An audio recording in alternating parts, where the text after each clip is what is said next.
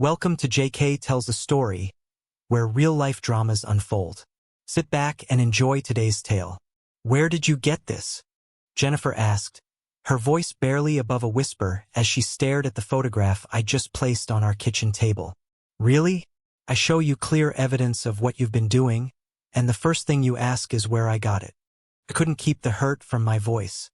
Does it matter where I got it, Jen?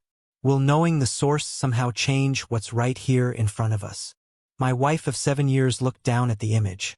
Her and some man I'd never seen before, locked in what was clearly more than a friendly embrace at what appeared to be a company event. Marcus, honey, I know this looks bad. And yes, we kissed, but it's not what you think.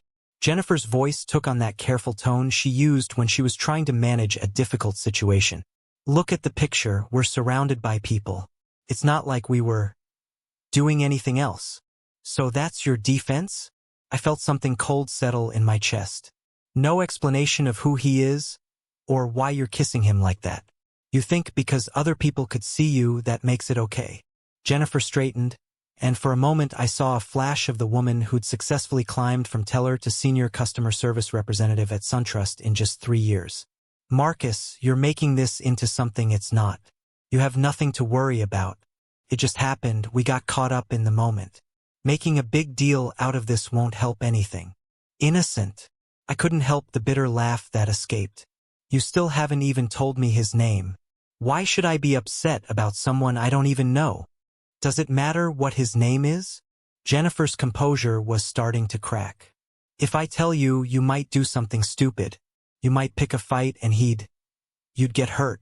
I won't let that happen. I see. Thank you for being so honest and transparent with me. I stood up, my hands shaking slightly. You've made your choice, Jen. Now I'll make mine. I turned and headed upstairs, pulling my old travel bag from the closet. The sound of my zipper seemed unnaturally loud in the sudden silence. What are you doing? Jennifer had followed me, her footsteps quick on the stairs. What does it look like? I'm packing. But why? Because I can't take any more lies. I need to leave and think before I say or do something I'll regret. I continued folding clothes, focusing on the simple task to keep my hands steady. Don't be ridiculous, Marcus. I know you'd never hurt me. I paused, looking up at her.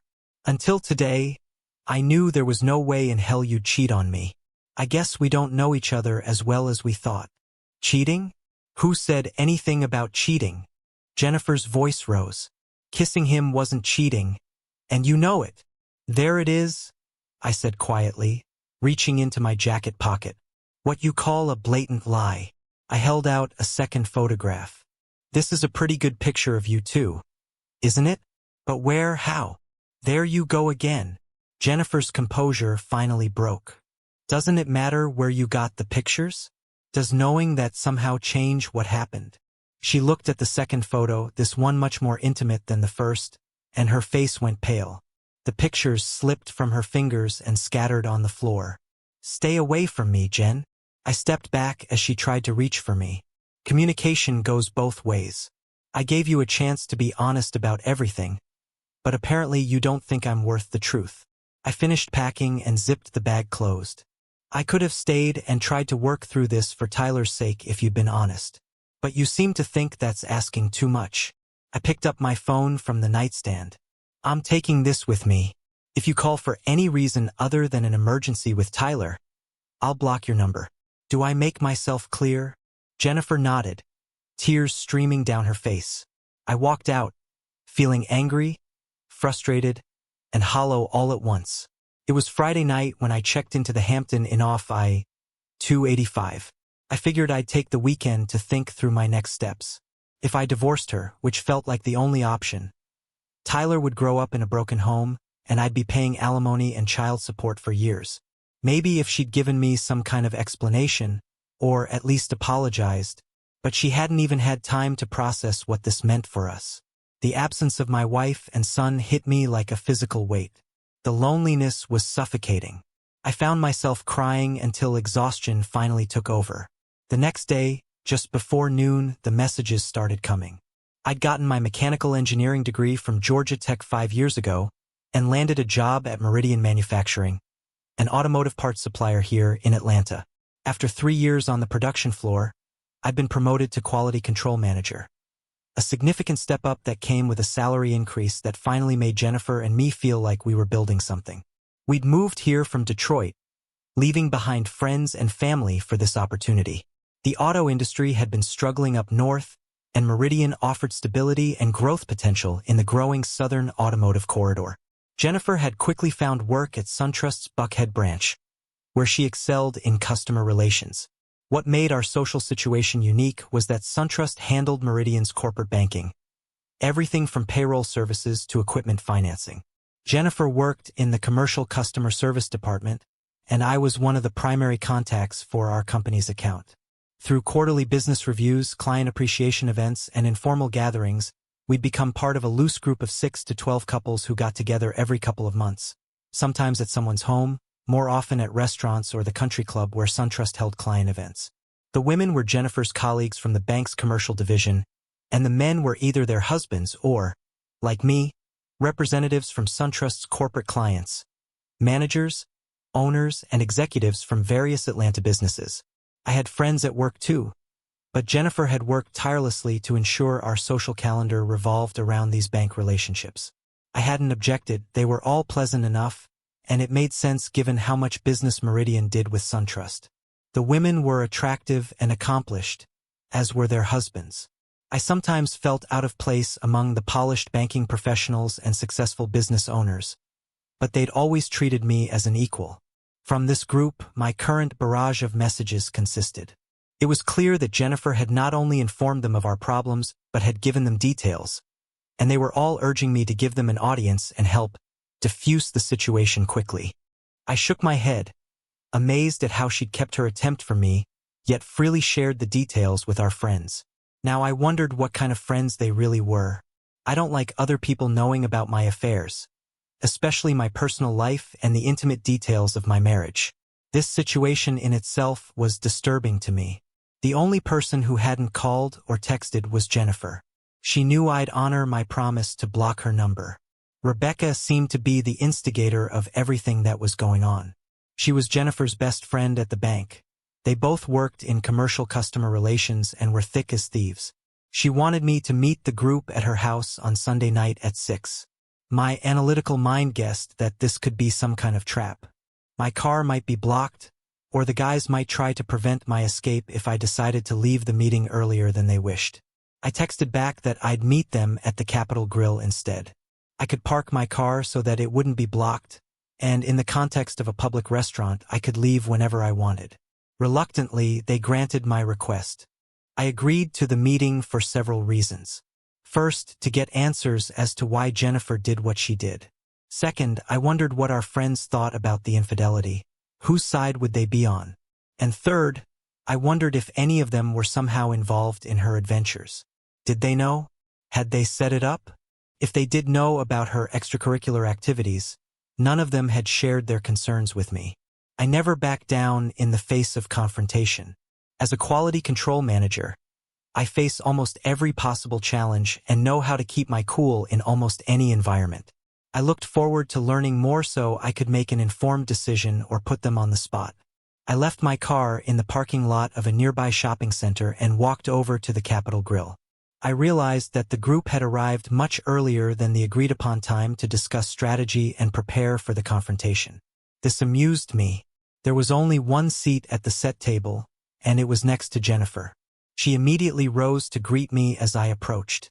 I stopped her before she could reach me.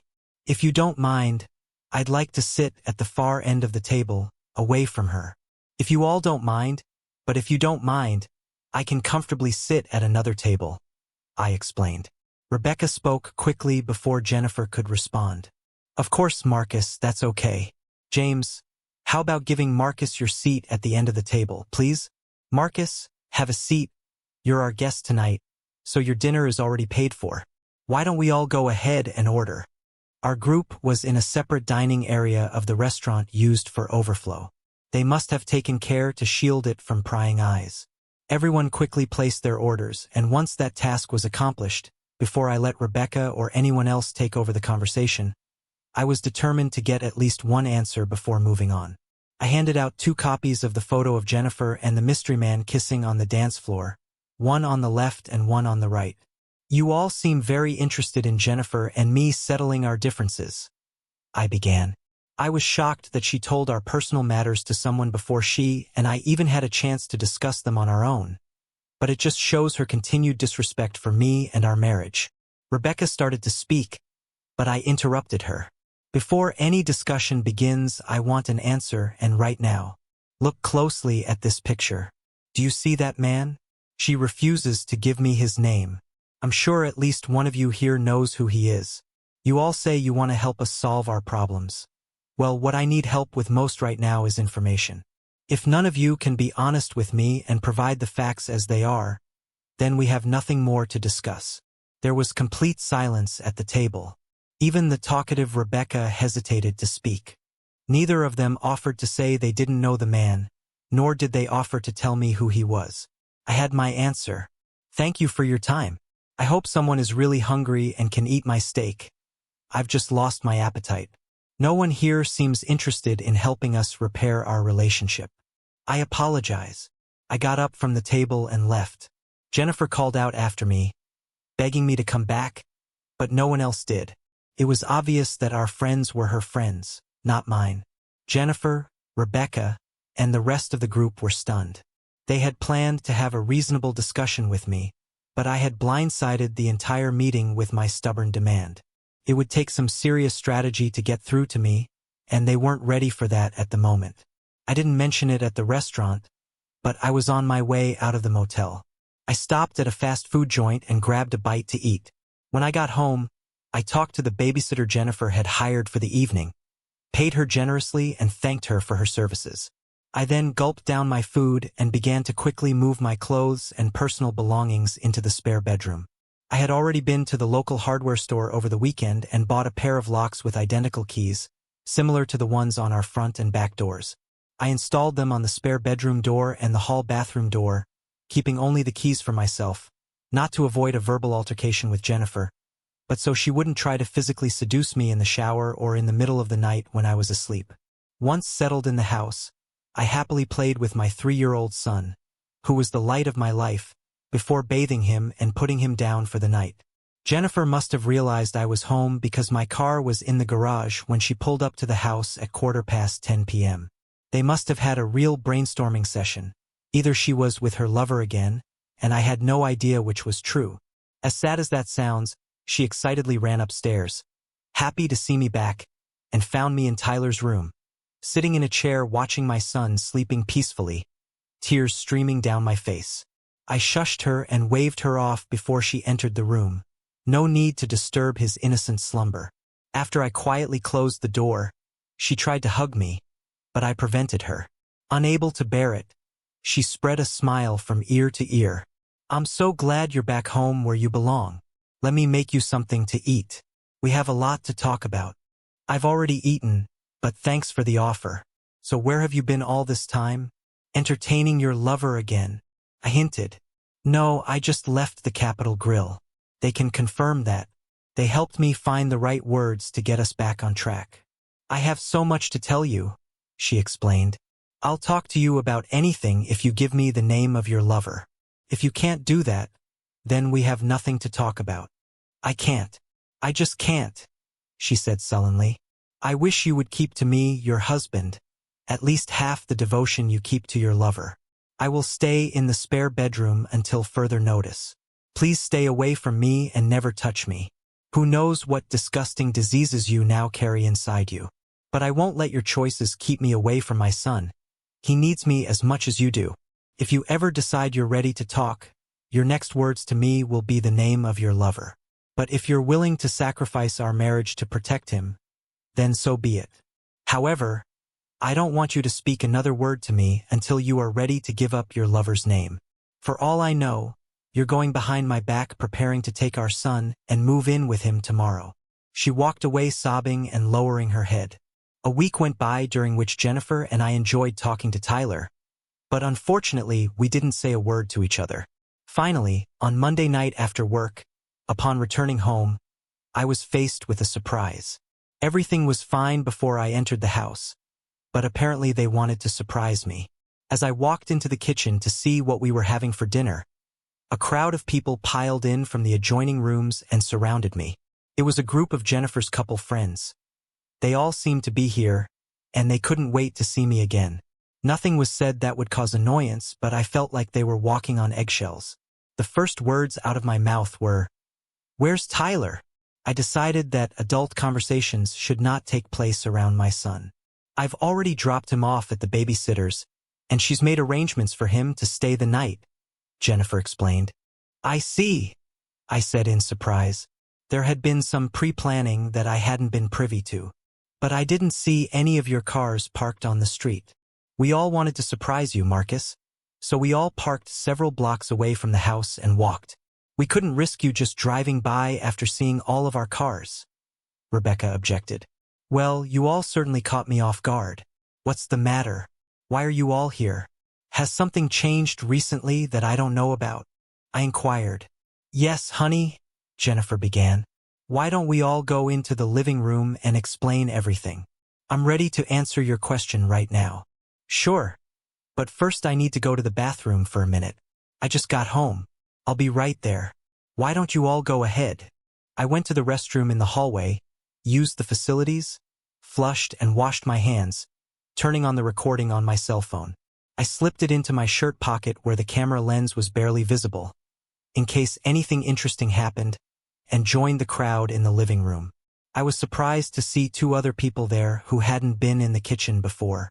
I immediately recognized the man Jennifer was cheating with, sitting next to a pretty woman slightly younger than him. Jennifer began, Marcus, you've already met everyone except Derek Sullivan and his wife Amanda. They've been part of our company of friends for a long time, but you've never met them before. I realize this may come as a shock to you, but you were so insistent on finding out who he was that we all consulted and decided this was the best way to find out his name. If you try to attack him, all the guys here have agreed to come between you. We don't want anyone to get hurt today. So you finally gave me a face, huh? It's a little late to worry about me getting hurt, isn't it? I stated sarcastically. Oh, I get it. Neither of you were worried for a second about hurting me, were you? All you cared about was keeping the boy toy safe and sound, didn't you? Don't worry. I'm not going to touch that bastard. I don't want to catch any of the diseases he may have already infected Jennifer with. Everyone present let out a groan of disappointment. Rebecca jumped in. Marcus, we understand your frustration. Can we speak calmly and professionally as friends while this situation is being handled? We are trying to give you what you asked for. You wanted his name and now you have it. We assumed you would also want to talk to him, and as you can see, we have already arranged that. However, Derek doesn't need me to speak for him or on his behalf. He is perfectly capable of speaking for himself. Our role today is merely to introduce you to each other. After the introductions, Derek rose to his feet and held out his hand.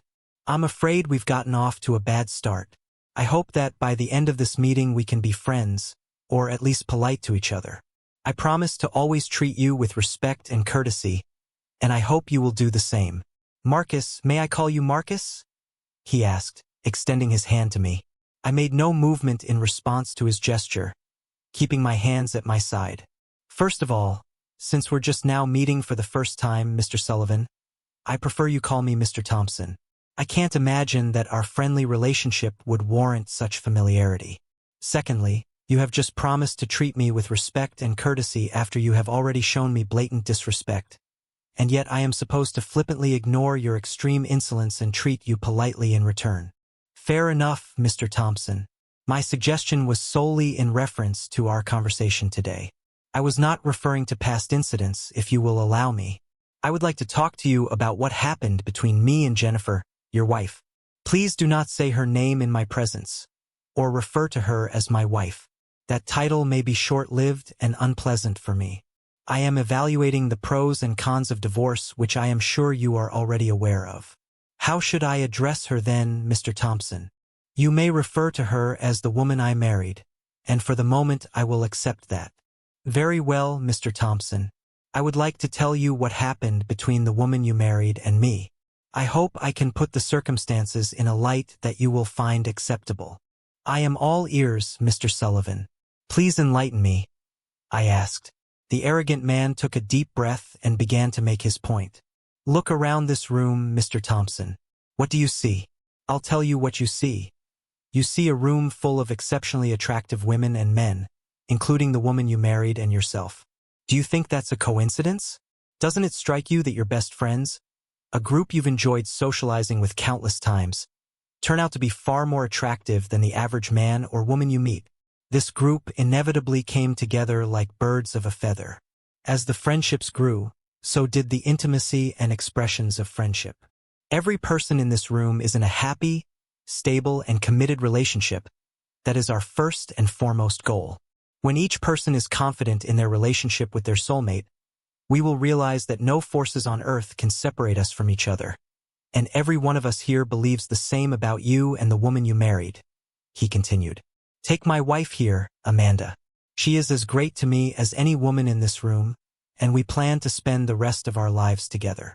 No man in this room, including you, will ever be able to take her away from me, and that knowledge gives me the confidence to share her with others for our good and the good of others in our group. We both learn and grow more than we could by remaining monogamous. It's an outdated and archaic term that no longer binds people together the way true love does, consisting of trust, intimacy, understanding, sharing, and opening horizons to great and beautiful things in our marriage. How nice for you and your wife, Mr. Sullivan, and the rest of this group, if they are all free to do this with each other without restriction. But that has nothing to do with me and the woman I married. Excuse me, Mr. Thompson, but didn't you just admit that you have less trust, understanding, and security in your relationship with the woman you married than every other couple in this room? Don't you see the tremendous benefit you both could derive and expand your relationship by opening yourselves up to that? And he spread his arms wide as if embracing everyone in the room. If what you say is true, Mr. Sullivan, then you just called every woman in the room a prostitute, including the one I married. I am appalled that you so easily corrupted the morals of the woman I married. I find your actions regrettable and reprehensible. A gentleman never interferes in marital relations as you have done. I see where your flawed logic leads you, Mr. Thompson. Rest assured, this is not a one-sided approach. You two are being asked to embrace the concepts we all hold dear here. You could be with any woman in this room right now if you so desired. When you and the woman you married became part of our group, it was inevitable that you would be invited to participate with us in every way, inclusively. If you hadn't told her off so harshly that evening, she had planned to broach the subject with you and discuss the potential benefits she felt this experience could bring. Mr. Thompson, the woman you married said you jumped on her with accusations before she had a chance to fully explain to you what it was all about. She panicked and retreated in defense, not knowing how to salvage a conversation with you in the adversarial atmosphere you presented to her. I am sure you will agree with everything we suggest as being beneficial to you and the woman you married. All that remains is to find a way that will make you feel more comfortable. I see, I said, as if seriously considering everything he'd said. Then I looked Jennifer straight in the eye and asked, "Is all this true? You discussed all this with them without my knowledge, and then agreed to test the waters with Mr. Sullivan to see if it was beneficial to us as husband and wife, without even discussing it with me beforehand." Jennifer nodded nervously before explaining. "I've been told how wonderful it is to have such loose associations and how it improves and strengthens their marriages. And I wanted us to have the same by participating in the experience with Derek. I was evaluating the whole experience to see how it could improve our relationship. Honey, please believe that my love for you has never waned, and I only wanted to show you what I learned from him to convince you that participating in the experience would be good for both of us." She smiled sweetly, realizing that this was the first real conversation I'd let her have with me since that night. "So you want me to believe that just one wonderful session with a super stud instilled in you the skills of an experienced prostitute? After all, it wasn't your first time with him, was it?" She lowered her gaze to her feet, unable to make eye contact, confirming my suspicions. Derek jumped up again. "Don't you see, Mr. Thompson? We're able to help the woman you married understand the benefits. You will also be able to participate in every way, plus there are other advantages you may not have even considered," he added. "I see. So you imagine yourself to be some sort of Casanova, Mr. Sullivan? I am a very experienced and attentive lover, and I am adept at taking less experienced lovers, such as the woman you married, under my tutelage. Through my experience, she will blossom, grow, and learn, and you will benefit from her new experience as well. Time spent with me and others will broaden her horizons. Please don't get defensive when I explain this to you. Everyone goes through periods in life when we become complacent and fall into a routine. I looked Jennifer straight in the eye again. When have I ever resisted trying something new? If you think we need to brighten up our relationship, why didn't you ever talk to me about it before jumping into bed with a womanizer? She timidly replied, "Please don't misunderstand me, honey. You're such a gentle and sweet lover, and that's what I need most of the time. But sometimes I want things to be more forceful and direct. That's exactly what Derek showed me. He in no way tried to replace you in my heart. He's your physical opposite.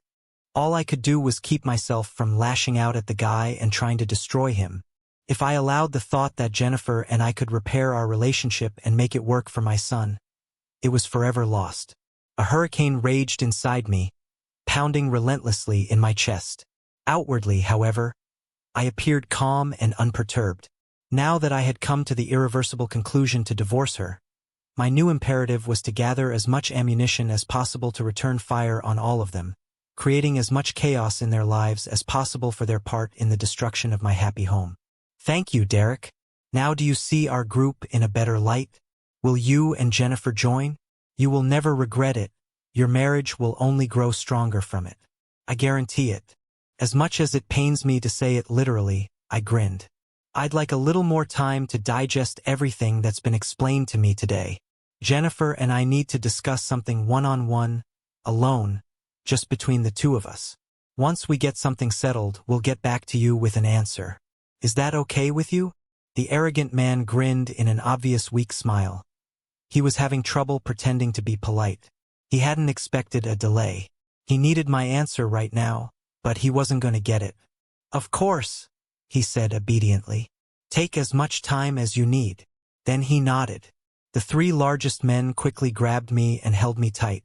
I wasn't going anywhere, although I was held securely. I didn't feel threatened in any way, it was just a surprise move. Jennifer walked over, pulled my cell phone out of my shirt pocket, and started clicking, deleting all the videos she had taken. "Please understand, Marcus, we want to trust you, we really do. But until you become one of us, we must understandably take steps to protect ourselves. It was quite obvious that you were recording the events of this evening on your cell phone. I'm afraid we can't afford that level of trust in you at this time." Jennifer nodded toward Derek. He asked her, "So it's all gone then? Everything?" Jennifer nodded, saying, "Yes, there will be no recording of tonight." She then tucked her phone away in her pocket. It became abundantly clear that she was already a full-fledged member of the club for him to believe that she would go against my wishes to fulfill theirs. I demonstrated the look of defeat this jerk was seeking. "There you go, Marcus. Don't be so depressed," Derek continued.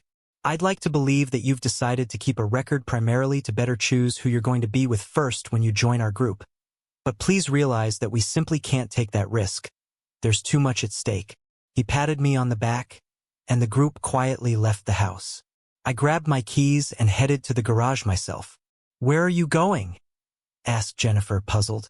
"To pick up Tyler, if that's okay," I replied. "I was hoping we could, renew our physical acquaintance today. There's no reason to go get him right now, is there? I miss my son. Obviously you don't. I'll be back in a little while," I advised. She took another hint, but I ignored her and walked out the door. I drove to the Capitol Grill. I was hungry since I hadn't had dinner yet, and I was missing something I ordered but didn't eat the last time I was there. The restaurant did not disappoint. Taking my time, I savored the tender beef, mentally going over the events of tonight. Hopefully everything would work out the way I had planned. Only time would tell. The kind Mrs. Williams thanked me for the generous tip I'd paid her over and above her usual hourly rate. I might have to depend on her in the near future, and I wanted to make an acquaintance with her in addition to Jennifer. Tyler was thrilled to see Daddy, and he couldn't stop cackling all the way home.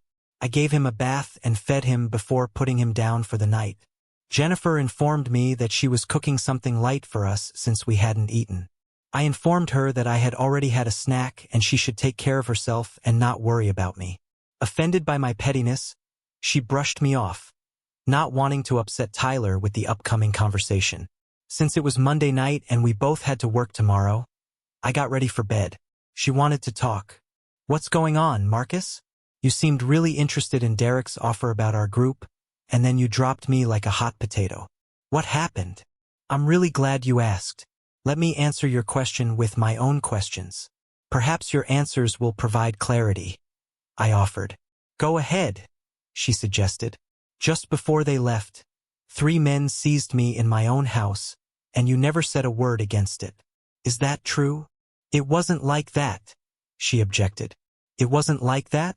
Was it 3 men who grabbed and held me in my own home? Yes or no, Jennifer? Did it happen?" "Yes, but—" Before she could answer, I interrupted her. "Yes, it did. And did you say a word of protest to any of the other witnesses who were also silent? Yes or no, Jennifer? Just answer yes or no," I commanded. "No," she answered with difficulty. "Good. We are beginning to understand. Then listen carefully to the next question. Did I ask you to take my cell phone and delete anything from it? Did you? Yes or no, Jennifer? Come on, girl, you were doing so well. Don't stop being honest," I muttered. "No," she said quietly. "So please bear with me because this is going to be a long question. Be careful so I don't have to repeat myself.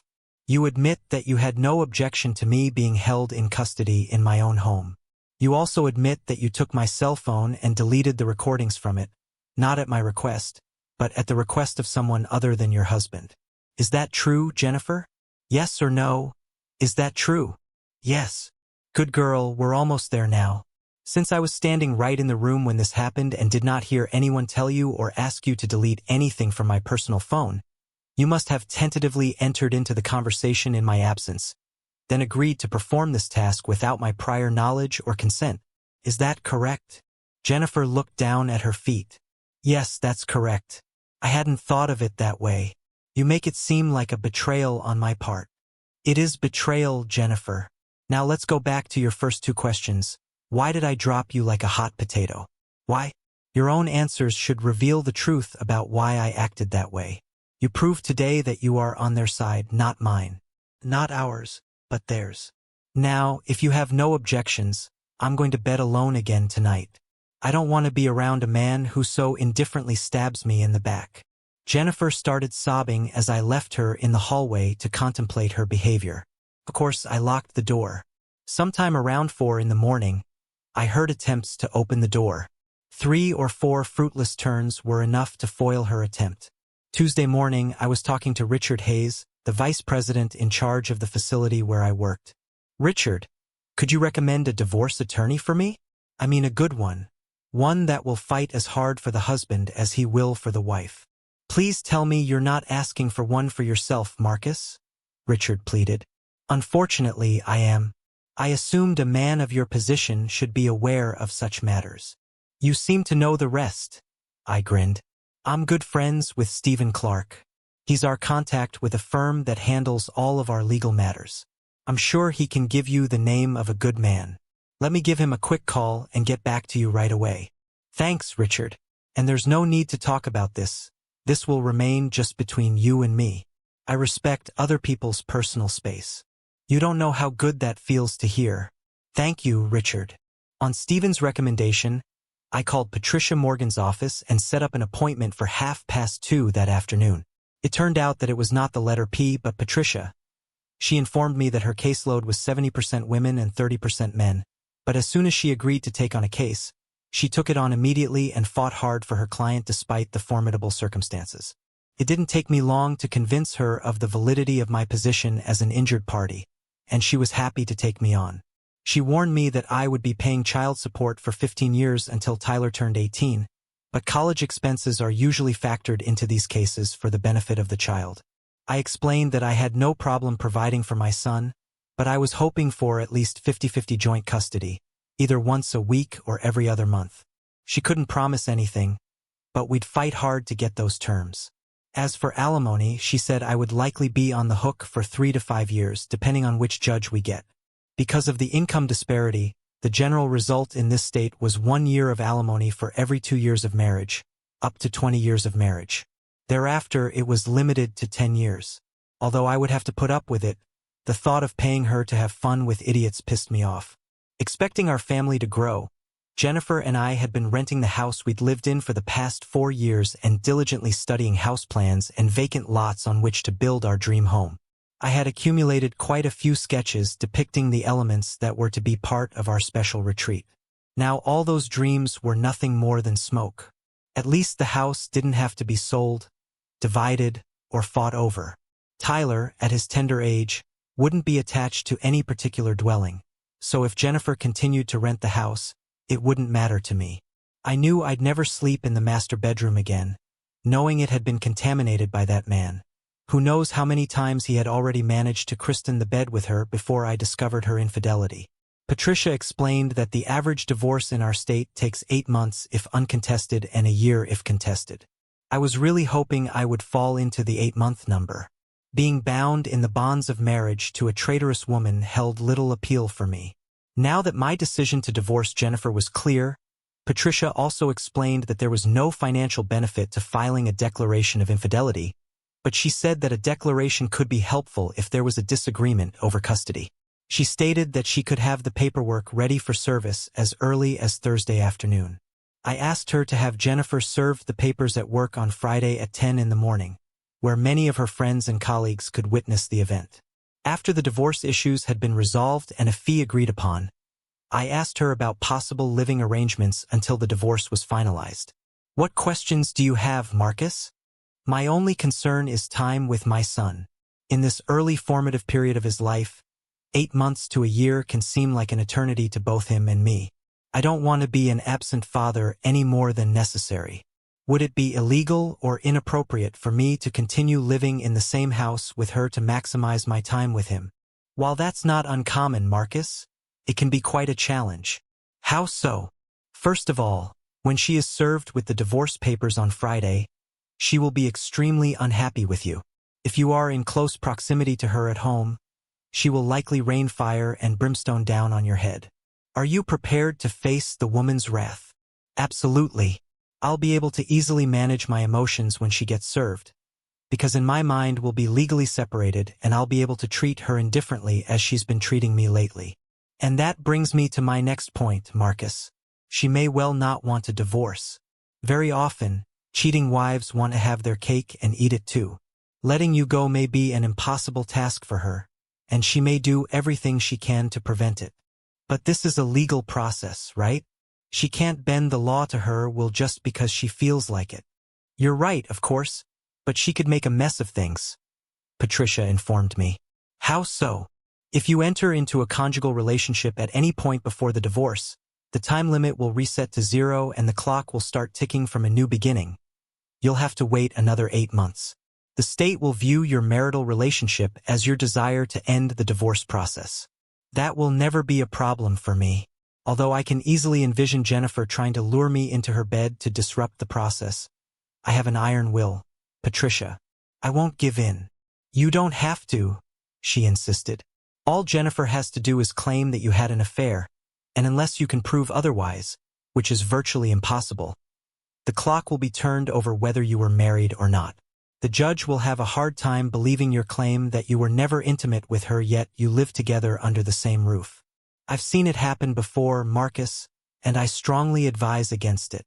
I countered, "Let me ask you this. If she does make such a statement, would she have to give specific details such as time, place, etc.? I don't mean intimate details of the hypothetical session itself, but dates and times that I could refute." "Yes, if she wants to, but again, it would be your word against hers, and the judge would likely believe her, especially if she was tearfully persuasive." "Leave it to me. Thank you, Patricia. You've been a great help to me." I then talked to her about another legal issue I would have to deal with immediately after the divorce. Jennifer usually gets home a half hour earlier than I do, so it was no surprise to find her cooking dinner in the kitchen. Contrary to my custom, I avoided the kitchen and headed upstairs to take a shower. Since I started using the hall bathroom, she had fewer opportunities to trap me. I took a change of clothes with me to the bathroom. It was time to start practicing living separately under the same roof. When I emerged from the bathroom fully dressed, she was waiting for me in the hall. Dinner will be ready in a few minutes. Tyler is already sitting in his high chair in the kitchen. You smell nice and fresh, she said coquettishly. I'll be right down. Thanks, I replied, ignoring her remark and unlocking my spare bedroom door. The tension was palpable, but she didn't say anything sarcastic. As we ate, she began, I'd like to explain the cell phone situation from last night. Knock yourself out, I said calmly. While you were downstairs evaluating potential partners, and the three of us were alone upstairs, Derek informed me that he knew you were recording the events of the evening and that it would not be fair to let everyone be exposed to the professional risk you could expose the group to with the video. The right thing to do would be to eliminate the threat, he said. They couldn't leave that night until the threat was neutralized. Not knowing if you had the password on your phone, they were willing to take it with them and return it later when it was cleared. Derek suggested that I could prevent all of this by deleting the records myself in your presence. I see. And why did they believe you were capable of such a thing towards your husband? Because I gave them my word, Marcus. I don't understand. Didn't you give me your word to be faithful to me on our wedding day? There was silence after my remark. I was glad for it. Darling, I don't want you to think that I'm on their side. That's not the case at all. Isn't it? What if the circumstances had been different? What if those three men had grabbed you in our house? Do you think I would have just stood by silently and let them do it? What other choice did you have, Marcus? The three of them could have easily taken you. That's true, but that knowledge wouldn't have stopped me. Hell, it wouldn't even have slowed me down. I might have been defeated, but only after I'd done a lot of damage myself. I would have fought for you because I would have been on your side, not theirs. We were a team, you and I. Last night you didn't act like my wife. You acted like one of them. I'm sorry you don't understand me, Marcus. I explained about the cell phone. I don't know what else to say. There's nothing more to say about that subject, is there? How did you find those pictures, Marcus? I'd like to know. I'm sure you would. Wouldn't it be interesting if one of your friends turned out to be not as dedicated to your cause as the other members of your group? What if one of your coworkers turned you in and delivered those pictures to my office? How would you feel about that? Who? Please tell me who. A man or a woman? She asked urgently. I can't tell you, Jennifer. Why not? I gave my word, I said with a wide grin. I could see she wasn't getting anywhere with her questions, so she decided to broach another topic. Did you enjoy last night? No, I just saw a bunch of animals. That's exactly right, Marcus. It doesn't have to be emotional for any of them. It will just strengthen our marriage. How's our marriage doing? Our marriage is hanging by a thread. I already feel closer to you, I added sarcastically. Don't be like that. You don't know what it's like, Marcus. Has our life become so boring, mundane, and devoid of fantasy that you're afraid we can't survive as a couple without inviting other people into the bedroom? I didn't say that. It's not that we couldn't survive without it. But don't you want to do more than just survive? Shouldn't we take opportunities to strengthen our marriage when they come along? What's the harm in that? The harm, as I see it, is the destruction of the trust we once had. That is what you have already done with your experiments. Instead of strengthening our marriage, it is tearing the very fabric of it in two. Perhaps no one you know considers fidelity an admirable character trait, but I do. Obviously your friends don't give it much thought. They proved that last night. I don't trust you anymore, Jennifer. You've proven you're perfectly capable of doing whatever you want behind my back. If it's so important to you and you believe in it so much, why didn't you come to me and talk things over with me before you jumped into bed with another man? Because I knew you would react that way.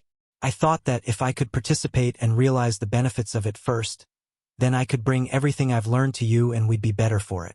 When you see the improvements in me, I thought you would realize the value of it and agree with me wholeheartedly.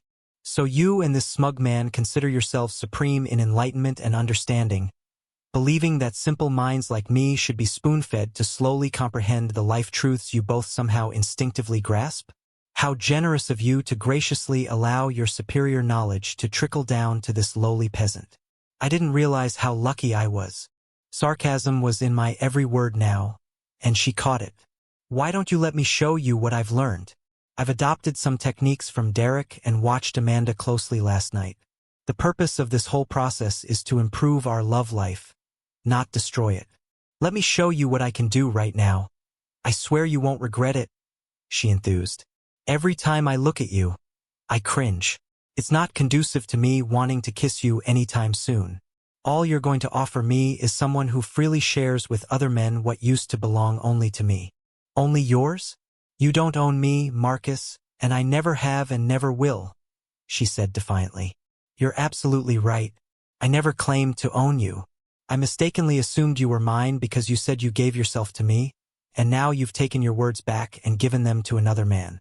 You've broken something in me, Jennifer, and I'm not sure it can be fixed. She started sobbing again. Needless to say, that was the last conversation I had with her until Friday. All of my free time was spent with Tyler. I didn't hesitate to change his diaper and never once asked her to help me with him. We were almost playing a game of who bathed him the most. Tyler seemed to enjoy the constant attention, and I was happy about it too. Over the next few days, I researched the names Derek Sullivan and Amanda Cross. I hoped to find their connection to the group, but I came up almost empty-handed in public records. I found one Derek Sullivan, a homeless man who had been arrested for soliciting people for money downtown. The photo and age didn't even come close to the one who had entertained Jennifer. I'll try to find out more about them, I decided. I had Jennifer served at 10 a.m. on Friday morning because I was attending a meeting of the local chapter of facilities managers. We usually meet every quarter for 4 hours, including lunch. Numerous contractors sponsored this event to advertise their services at the various facilities represented by members.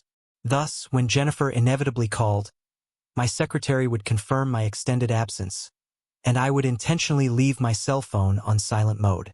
The only call I would answer would be an emergency call requiring my attention at work. I wasn't avoiding Jennifer at all. I just wanted to give her time to get over the initial shock before talking to her. When I eventually returned to work, she'd left numerous messages. I could hear her quickly losing composure as she started talking to me. It's about damn time. Are you serious about getting me served in front of my friends? Do you know how embarrassed I was? Are you really going to divorce me over this? I told you it was nothing, Marcus. When are you going to get that through your thick skull? Why won't you return my calls? Why do you refuse to talk to me about this? My secretary should have informed you that I'm in a management meeting. I just got back to the office and called you back right away. I have a job to do, it doesn't stop just because you want to talk. And as for talking, when have I ever refused to talk to you? You're the one who's been avoiding talking to me for the last 2 days. I've never once refused to talk to you. I'm still talking to you now, aren't I? But since we both have work to do, why don't we resume this conversation at a more appropriate time? After work, I will talk to you about anything you wish. She began to cry over the phone. I don't want a divorce, she wailed. Please, Marcus, don't divorce me. We'll talk tonight. Okay, Jennifer? Okay, she said, sniffling. I love you. Tonight then. Goodbye, Jennifer. I only had one meeting left at work that day, and it was a short one concerning a production line that was having problems. I called our maintenance contractor to resolve the issue. Surrounding yourself with quality people makes the job much easier. I arrived home an hour early, as Friday afternoons tend to have fewer problems. Most people don't want to solve problems on a Friday afternoon. However, I realized that I would have to solve the problem, and the best way to do that is to pull myself together and face it head-on. Realizing that she might not be in the mood to cook tonight, I grabbed some Chick-fil-A for dinner and texted her about it. She arrived shortly after I did. I grabbed Tyler's diaper bag and carried him into the house from her car. She rushed to hug me as I held our boy in my arms, knowing I wouldn't harshly rebuke her or upset Tyler in the process. I set him in his high chair and helped feed him. Babies can be sloppy eaters, of course, and he was at the stage where he liked to throw food, so there was very little food left on his tray for him to throw. She thanked me for the takeout food. We both played and talked happily with Tyler, although tears were streaming from her eyes at the same time. I spent most of the evening with him, never leaving his side until he was put down for the night. Again, he was my center of attention, my goal, my reason for enduring the dire circumstances I knew were in store for me, and I was as prepared for it as I could be. She was going through the divorce papers when I walked into the living room where she was located. She took a deep breath to calm herself before she spoke. "I'm sorry, Marcus." "Okay. Is that what you wanted to hear?" "To be honest, it's the first apology you've given me since this whole thing came up." "What exactly are you apologizing for, Jennifer?" "I'm sorry that you saw those pictures and found out about them the way you did. I can only imagine how uncomfortable it must have been for you." "I see. You're sorry I found out, but not sorry you cheated on me." "Don't say that.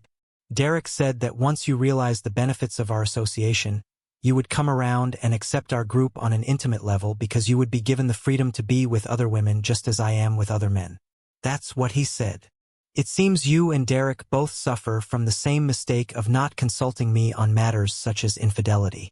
It's a shame you trust his words about my character more than mine. Contrary to popular belief, Derek is not a keeper of information about me or our marriage.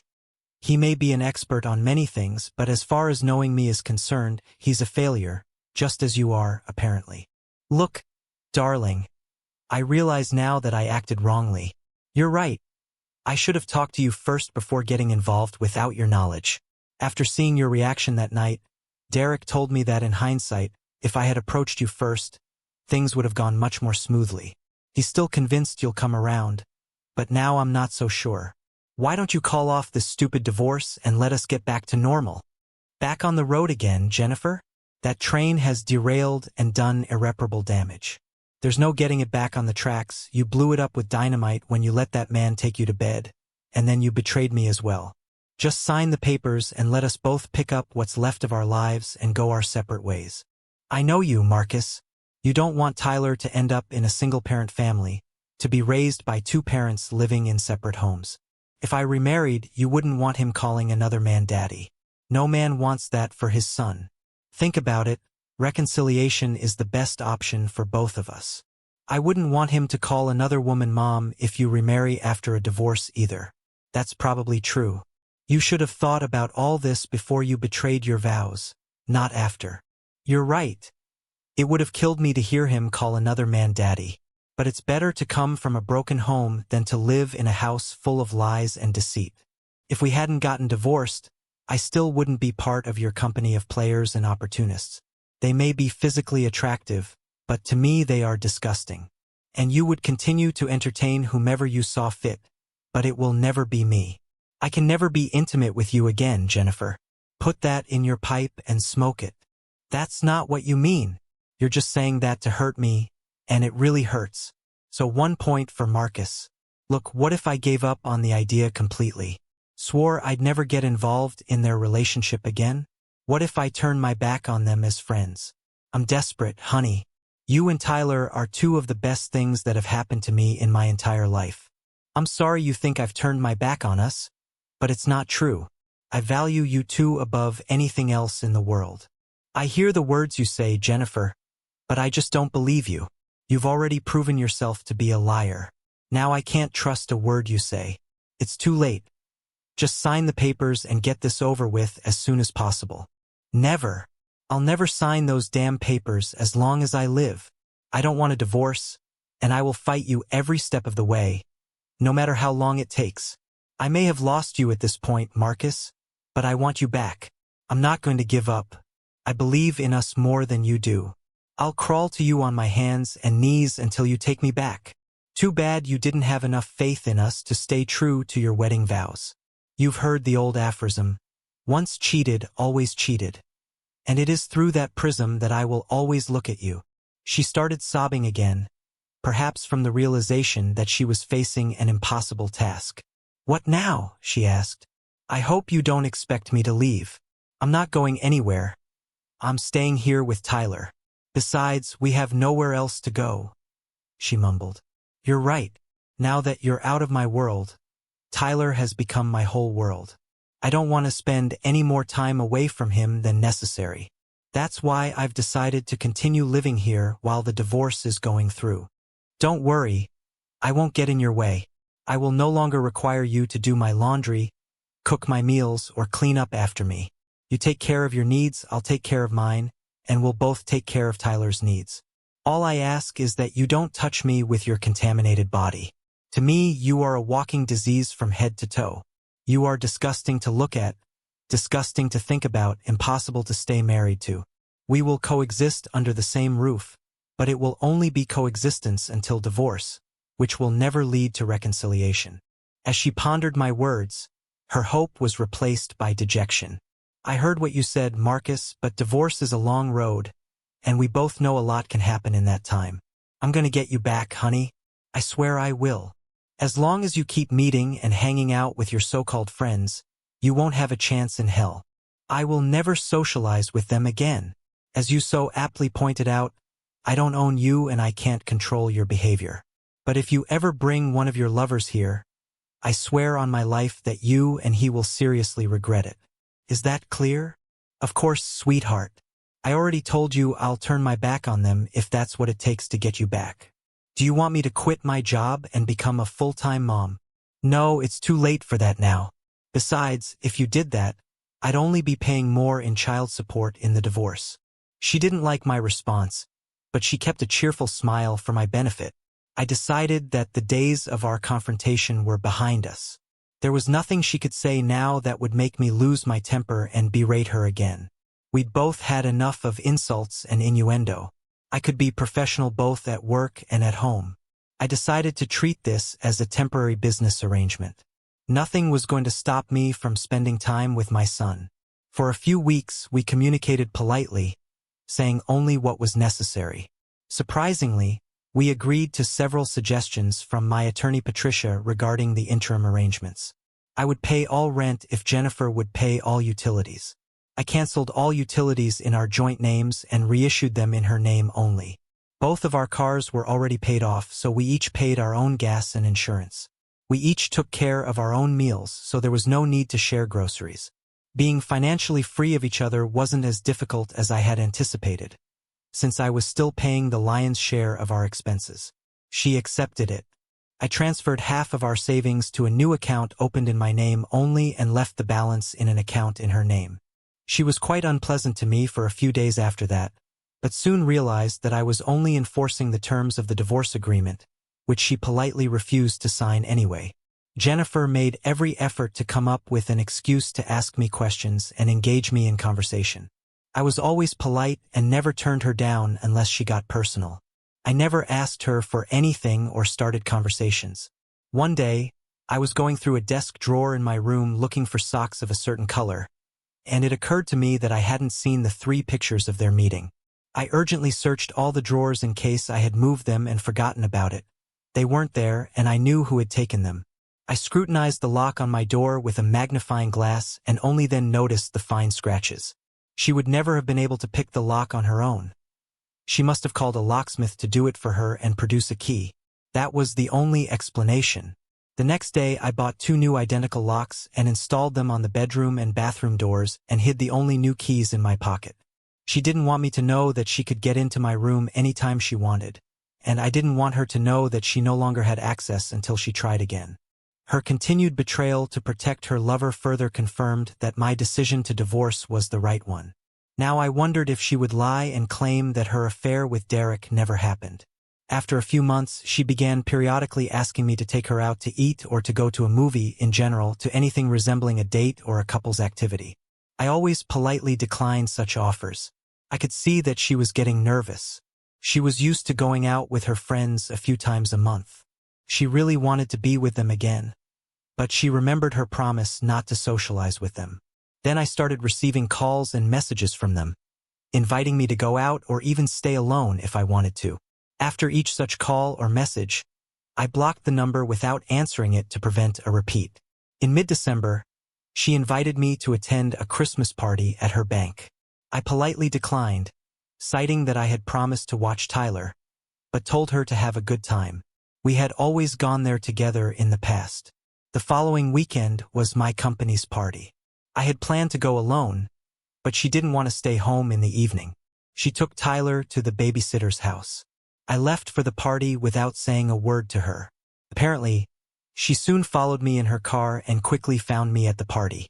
As usual, she was stunningly beautiful. She tried to make small talk with me in the presence of others, but I had little interaction with her. When I was alone with him, Vice President Richard asked if we had made up. I explained the situation, and he only laughed, saying that I had the courage to live under such circumstances. However, I made it clear that I didn't want to waste time away from my son during this period. He understood my position. Leaving the party, I went straight to the babysitter's house and picked up Tyler. He slept all the way home.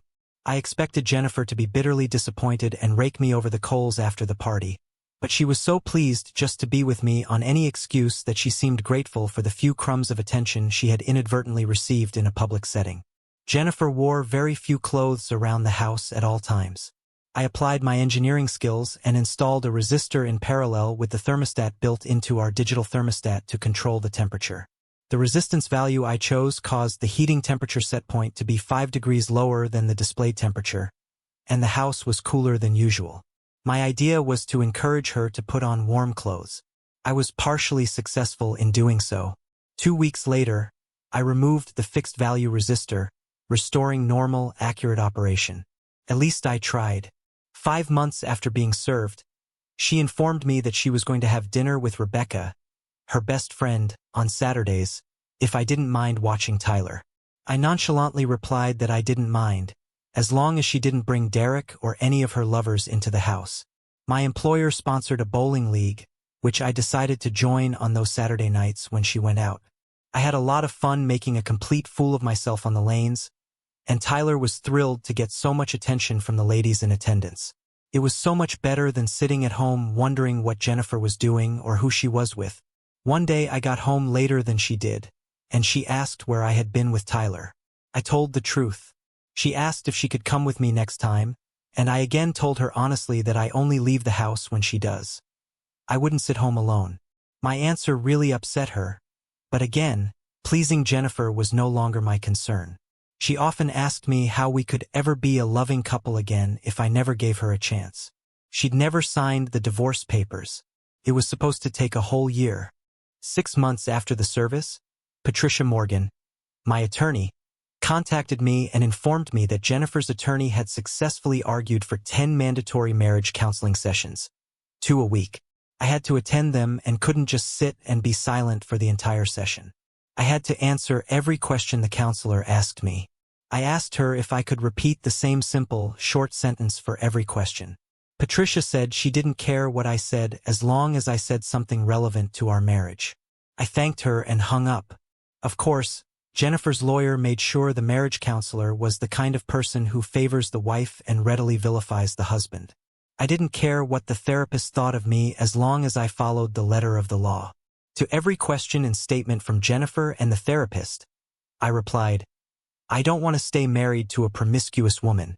Not a few minutes later, they were both frustrated and angry with me. But while my repeated remark was harsh, it also applied to our marriage. I endured the barrage of verbal abuse hurled at me by both women with a smile on my face. I did not raise my voice, call anyone names, or use vulgar language. After the 5th unsuccessful session, the therapist canceled the remaining sessions, citing unproductivity and waste of time. The remaining months passed without change. I continued to spend every spare minute with Tyler and could tell that he felt that special bond one had worked so hard to create. For days before the divorce hearing date, Jennifer moved out of the house and took Tyler with her. I was also served with a restraining order to stay away from both of them until the court date. Subsequently, Patricia contacted me with disturbing news. "I tried to warn you, Marcus." She claims that on 3 separate occasions you coerced her into intimate relations. She didn't report it at the time of the events because she was hoping for reconciliation, saying it was a price she was willing to pay to keep Tyler in a 2-parent household. However, according to her, the last time you supposedly demanded relations, she felt ill, then you allegedly forced her. Hospital documents submitted by her attorney show several bruises as evidence. She has countersued for full custody, allowing you only infrequent visits under CPS supervision. I'm afraid she's got you cornered. Is any of what she claims true? Patricia, you know me much better than that. Not one word is true. Not one word. Okay, I just needed to hear it from you. I will fight for you to the end. But I have little hope of overcoming her accusations without hard evidence to back up your denials. Has she provided all the necessary information that you indicated would be required to investigate her allegations? Yes, she has. I have the details in a folder in my office. Can you email me the information her attorney has provided? Sure. For what it's worth, remember, you cannot call her, email her, text her, or contact her or your son in any way until I tell you otherwise.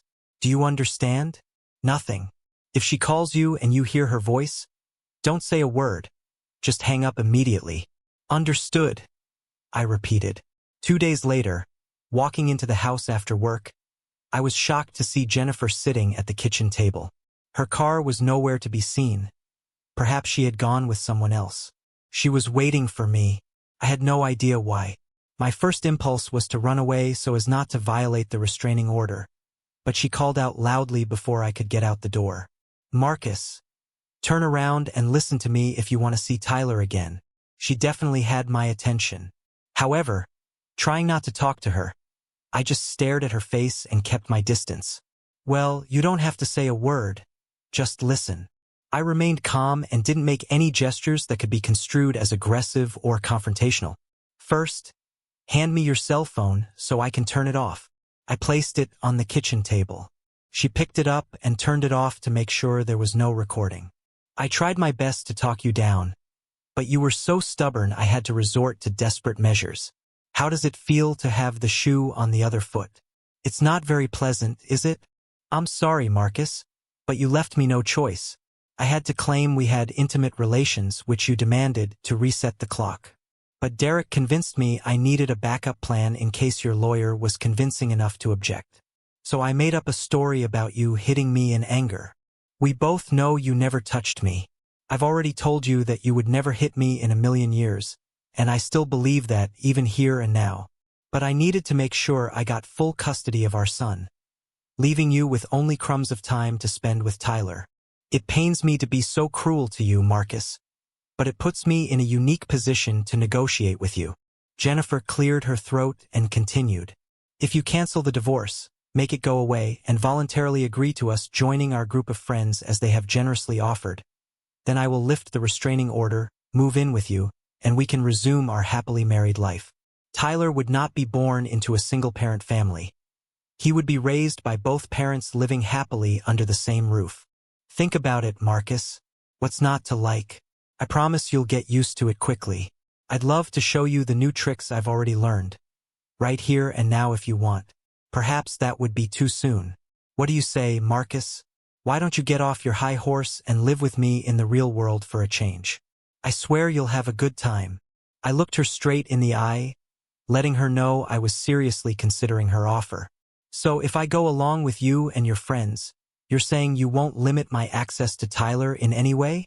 Why on earth would I come between a loving father and his son? You know as well as I do that Tyler loves you more than he loves me. He asks for you all the time, and it breaks my heart that I had to separate him from you. Just say yes, Marcus, and all our problems will go away, she encouraged. First I lost you, then my son. My life is unbearable. I miss Tyler terribly. I want to be with him so badly. I cried. One word from you will fix everything, Marcus, and everything will be restored, she assured me. Give me time to think things through. I need to do some mental gymnastics to figure out how to share you with other men. I just need time. Okay? Okay, baby. I've got you figured out. You always analyze everything with your engineering mind. We're going before a judge in 2 days. I need to hear from you by tomorrow. Just text me one word, yes. So I know you agree, and I'll make it right again. But if I don't hear from you before the hearing, I will punish you for the rest of your life. Your son will grow up hating you. I will take care of that, and you will pay me for it. Please don't make me do this to you. For Tyler's sake. Okay, honey, do the right thing for him. That woman hit me where it hurt the most. My son. Nothing else in the world meant as much to me as Tyler. I'll answer as soon as I can. For now, please leave. I insisted. She walked past me with a smirk on her face. She knew she had me cornered. I held my breath until I heard the door close. Looking out the window, I saw a shiny Lexus pull up quickly next to her. The driver, of course, was Derek Sullivan. He must have a huge obsession with her to go to such lengths to get her into his group. I had a lot to think about. Patricia informed me that my presence at the divorce hearing was not required. My presence wouldn't change the outcome. But I wanted to be there. As I left the men's room to head to the courtroom, Jennifer appeared out of nowhere and hissed, "You had your chance, you stupid fool. I'll tear you to pieces in there. Your son will never know your name and will grow up calling another man father. I will marry a real man who is not so insecure, who trusts and believes in me and our marriage, who is willing and open to new experiences, unlike you." Then she spat in my face and hurried away, escorted by the stares of onlookers who wondered what heinous crime I had committed against such a beautiful woman. I took a handkerchief and wiped my face, entering the courtroom and taking a seat in the back. I waited my turn, hoping that my lawyer was at least half as good as her reputation suggested. I had a lot riding on today. While I waited my turn, it was interesting to hear about some of the crazy divorce cases. I noticed that those who represented themselves really had fools as clients. Our case wasn't heard until 1 p.m., which made for a long day. Jennifer was called to testify first, as she had filed a restraining order and made accusations against me for mistreating her. The divorce was a minor issue compared to this. I listened intently as she recounted everything I was accused of, including dates, times, and specific locations of the alleged assaults. This was her chance to get custody, child support, alimony, and maybe even jail time for me because, oddly enough, the prosecutor had yet to file formal charges against me. I said nothing as she tearfully recounted her supposed horrific attacks on me.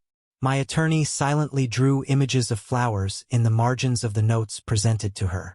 Jennifer's lawyer skillfully wove a coherent picture of my violent temper and unsuitability as a parent or guardian of a vulnerable toddler. He explained that Jennifer had done her best to reconcile before my latest alleged attack. She claimed that I had falsely accused her of infidelity and that my jealousy had destroyed our marriage and our family. She now agreed that divorce was the best option for her and the child. After the attorney laid out his arguments and rested, Patricia smiled politely. Taking her turn with Jennifer, she said, "I want to clarify and confirm for the record that you are absolutely certain of the dates, times, and locations of the attacks you accuse Mr. Thompson of.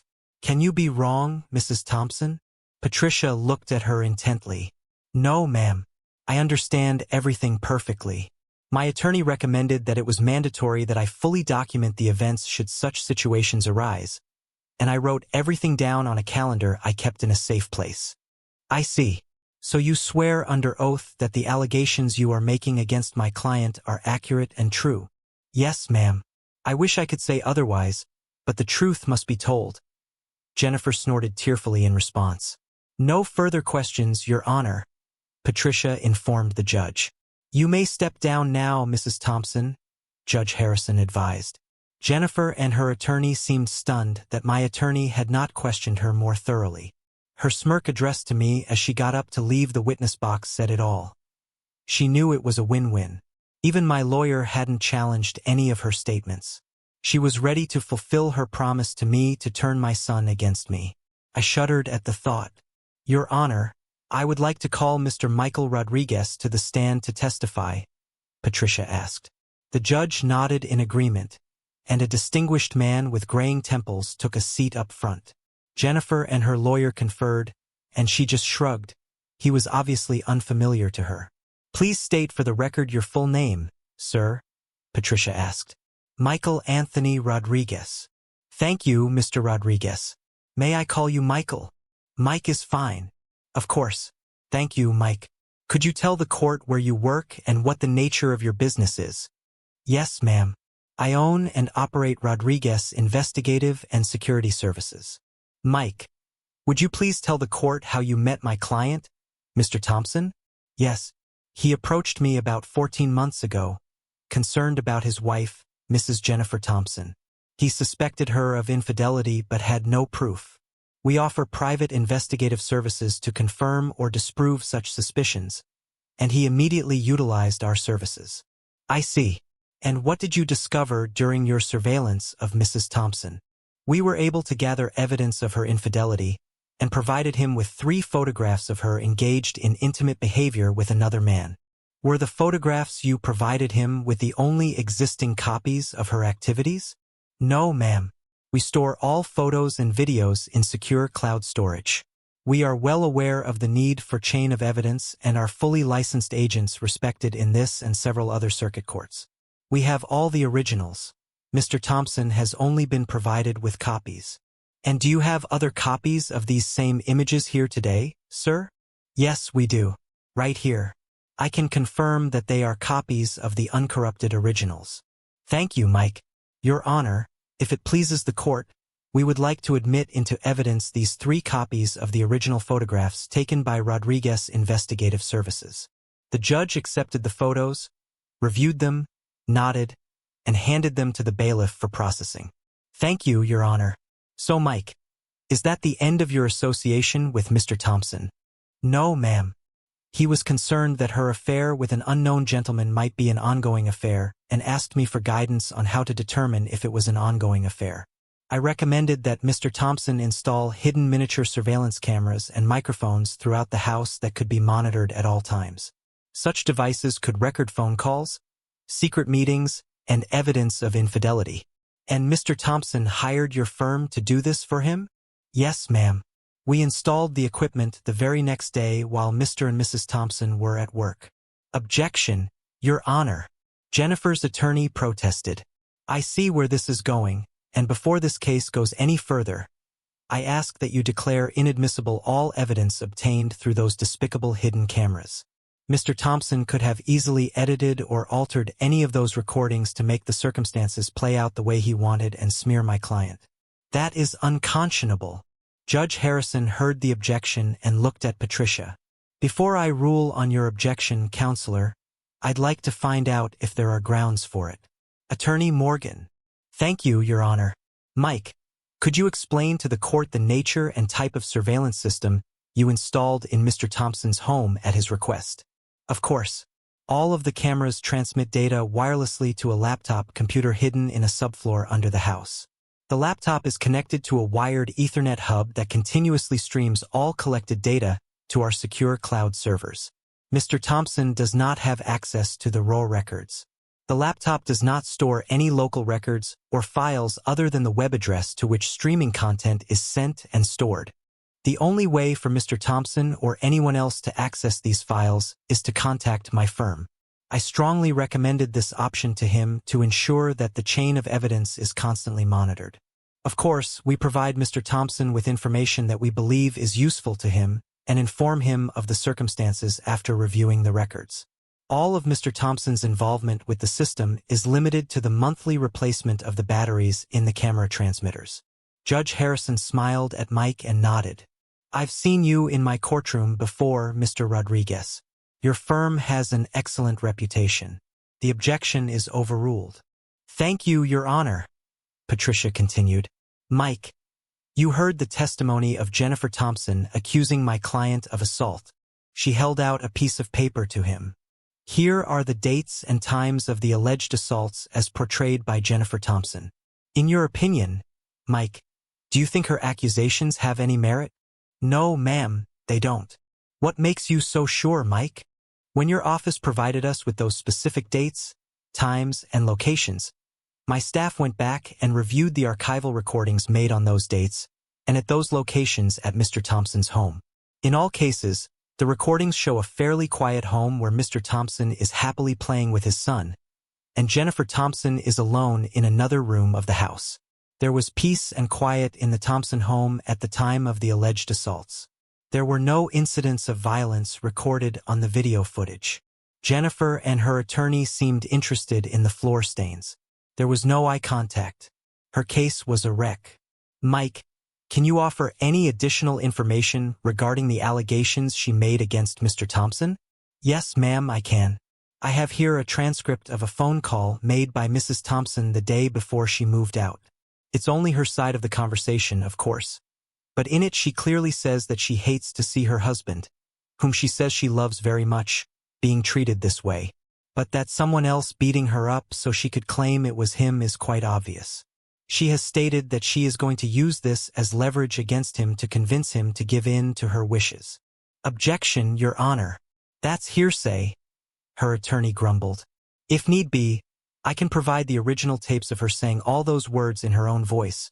But that transcript is a mirror image of the words she said on the phone to someone other than her husband, Mike offered indignantly. Jennifer's lawyer sat down and did not object again. Thank you, Mike, for your expert testimony. No further questions, Your Honor, Patricia said and sat back down. Judge Harrison looked at Jennifer's attorney. Would you like to question this witness, counselor? Defeated, he said. No questions, Your Honor. You may leave the witness stand, Mr. Rodriguez. Thank you. After my private investigator took his seat, the judge continued. I see what's going on here. An innocent man is being accused of crimes that it is obvious to the court that he did not commit, in an attempt to sway the court toward full custody of the mother's child. In doing so, Mrs. Thompson has perjured herself. Perjury is a third-degree felony and can result in up to 36 months in prison. The transcript of this hearing will be forwarded to the district attorney for possible prosecution. It is my hope that he will press charges against you, Mrs. Thompson. I hereby grant full custody of the child Tyler Thompson to his father, Marcus Thompson. Jennifer Thompson will have visitation rights at Mr. Thompson's discretion. Mr. Thompson, I urge you to be generous with visitation. Your child needs to spend time with his mother. I nodded to the judge in agreement. She continued, as for child support, I am inclined to award it given how ruthlessly Mrs. Thompson has treated her husband, but I am not without compassion. Alimony in the amount of $1,000 per month, payable on the first of each month, is awarded to Jennifer Thompson for a period of 3.5 years, or 42 months. Each of you will keep your automobiles.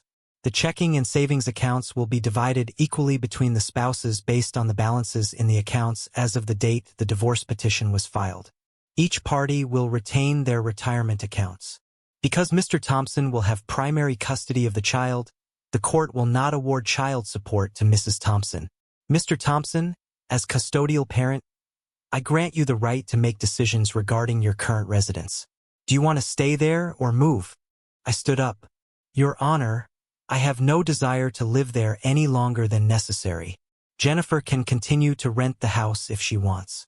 In any case, I'm moving out. Very well, Mr. Thompson. The lease on the present residence will be left to Mrs. Thompson. Mrs. Thompson. Jennifer staggered to her feet and rose. You have a maximum of 8 hours to return the child to Mr. Thompson. If you refuse to comply, you will be held in contempt of court. Is that understood? Yes, Your Honor, she said tearfully. Good. The judge has allowed it. I suggest you take appropriate action before you leave this building today. All restraining orders are lifted, and I grant the petition for divorce in Thompson v. Thompson. You should both receive divorce decrees within 30 days. Jennifer cried with despair as she realized she had lost her family. She turned to me to comply with the judge's order. If you don't mind, Marcus, I'll bring Tyler to your house tonight after dinner. I'd like to be with him for a few more hours before I turn him over to the judge. That won't be necessary, Jennifer.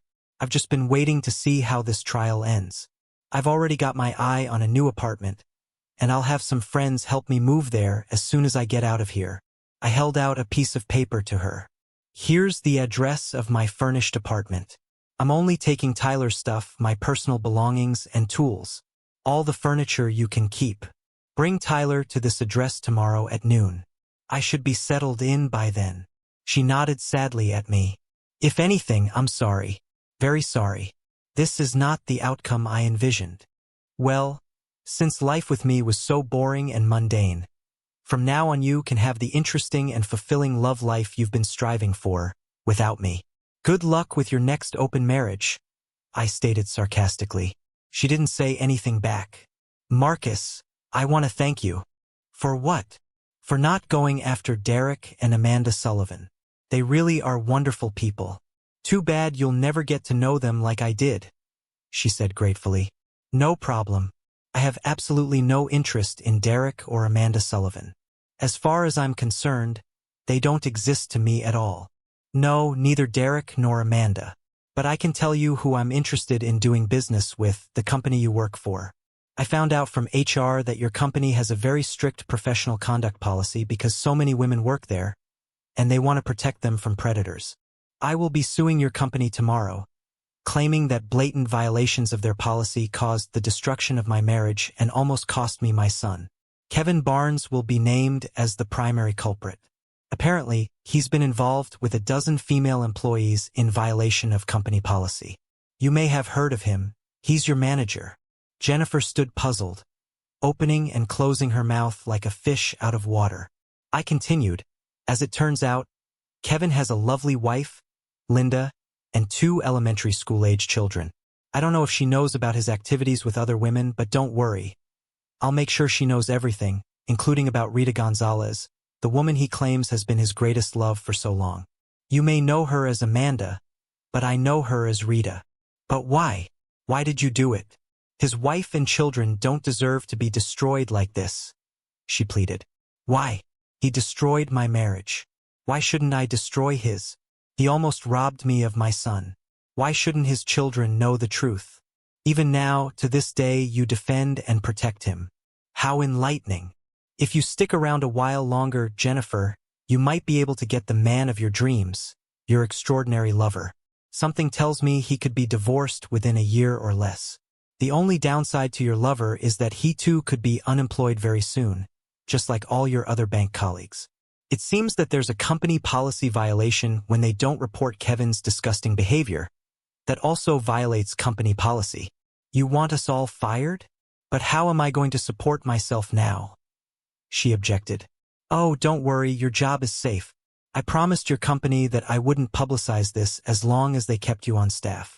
I figured you could eventually start your own group. I can only imagine how wonderful your life will be when I'm no longer in your way. Once you explain to them how promiscuity has strengthened our marriage, I'm sure the ladies will be bursting with desire to join you. You may have a hard time finding another manager. Perhaps one of the husbands will take on a leadership role.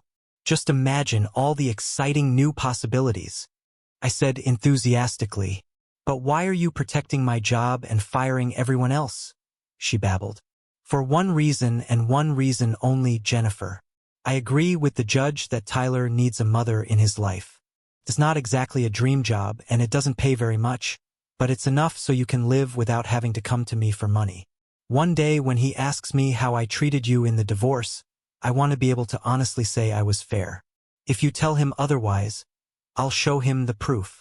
Neither Jennifer nor her friends knew that I had already known her lover's real name from day one. My private investigator does an excellent job and is worth every cent he charges me. An engineer always approaches a problem from a position of knowledge. If we don't have the answer, we find someone who does. That's exactly what we do. And sometimes the best revenge is simply building a better life. Thank you for watching. See you next time. If you enjoyed this, subscribe to JK Tells a Story for more tales.